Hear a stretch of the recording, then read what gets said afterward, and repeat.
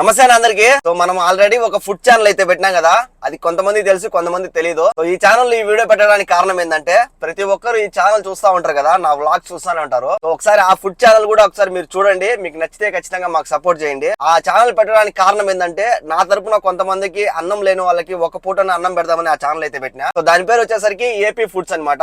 ఇక్కడ లోగో కూడా వేస్తాను. ఆల్రెడీ కొంతమంది సబ్స్క్రైబ్ అయితే చేసుకున్నారు, ఇంకొంతమంది అయితే సబ్స్క్రైబ్ చేసుకోవాలా, ఇంకొంతమందికి చేరలేదు, ఇంకొంతమంది చూసినా కూడా పట్టించుకోవడం లేదు.